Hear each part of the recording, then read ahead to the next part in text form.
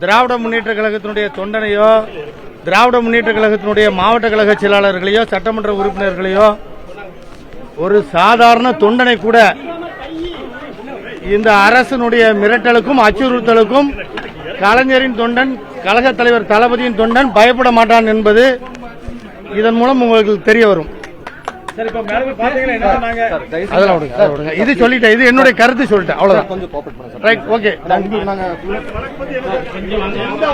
திமுக அஞ்சாது, எந்த வழக்குக்கும் திமுக அஞ்சாது. திமுகவோ திமுக சாதாரண தொண்டனும் அஞ்ச மாட்டான். எந்த வழக்கு போட்டாலும் சந்திப்போம். ஓகே,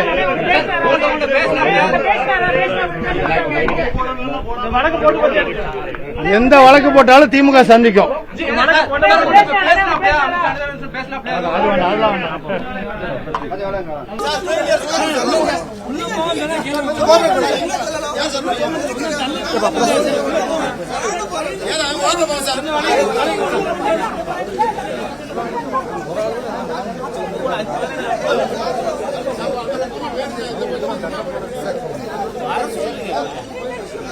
தேவையில்லாத விஷயங்கள் பண்ணிட்டு போலீஸ் பொய் வழக்கு போடாமன்னா அவ்வளவு பேர் பொய் வழக்கு போடுறாங்க.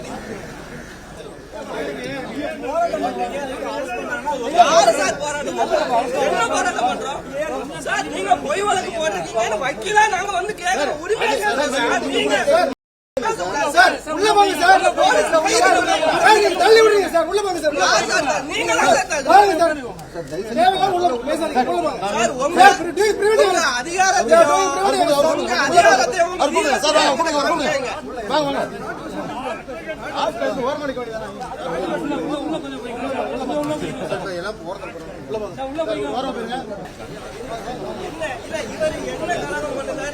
அரசு பண்ணா பெரிய போராட்டம். அரசுக்கு மீனிங் தெரியுமா சார்? சும்மா நீங்க பூச்சாண்டி காட்டுறீங்க சார், பூச்சாண்டி காட்டாதீங்க சார். திமுக காரங்க வக்கீல என்னைக்கு பயப்பட மாட்டாங்க சார். சரி சார், நீங்க போயிடுங்க சார். அதனால நானும் பயப்பட அவசியம் இல்ல சார். எஸ்பி ஆபீஸ்ல போடுங்க சார், பொதுமக்கள் அன்லாபுள்ள சார் ஏற்கனவே டிக்ளேர் பண்ணிருக்கோம். அல்லாதீங்க சார், அல்லாதீங்க பேசுங்க சார்.